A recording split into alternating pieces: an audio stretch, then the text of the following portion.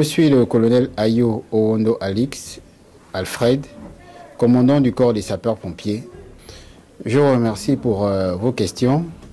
Merci pour cette opportunité que vous me donnez au sujet de la progression ou les bienfaits, les apports de cette transition pour le corps des sapeurs-pompiers.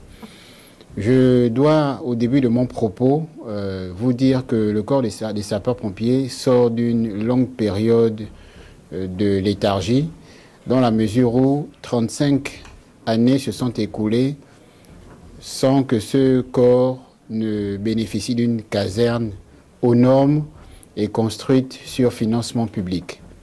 35 années, c'est long, c'est très long pour une unité de sapeurs-pompiers.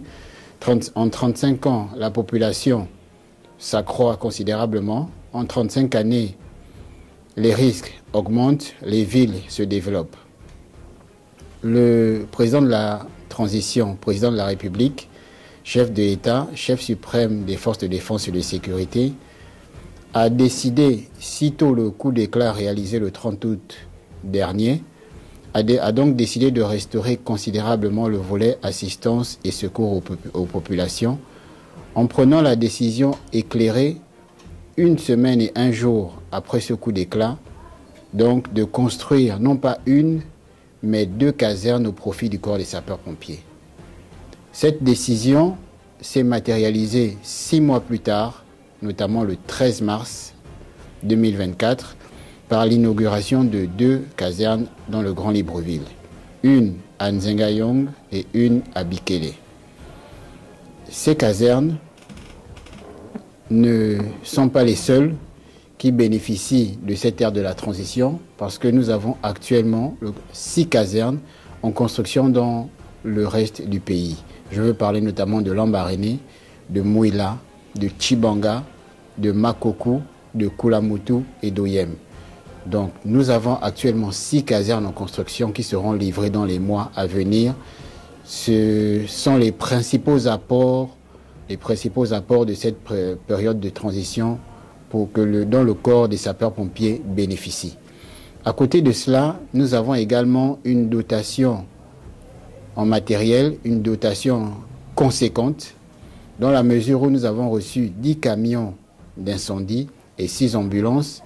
Et le président de la transition, président de la République, ne s'est pas arrêté là puisque des commandes sont en attente de livraison. En ce qui concerne le caractère opérationnel de ces casernes, elles le sont.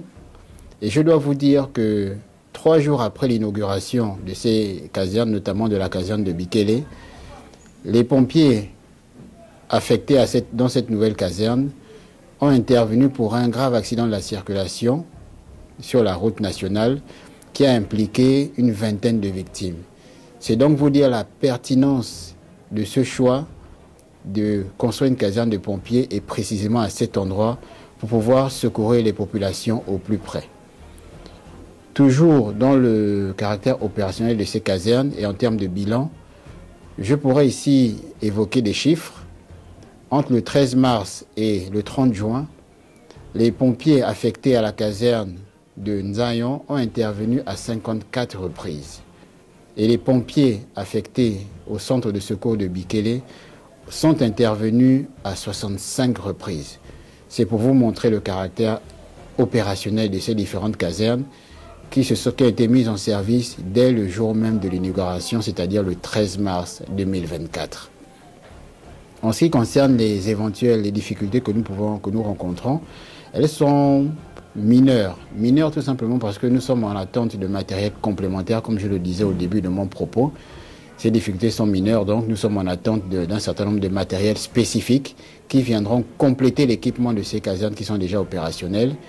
Et l'une des difficultés qui persiste, mais qui est en cours de règlement, c'est la prise en compte de tout ce qui est allocation en carburant. Vous savez que c'est des nouvelles casernes qui interviennent. Je vous ai donné des chiffres, à 54 reprises pour celle de Nzayon et 65 reprises pour celle de Bikele.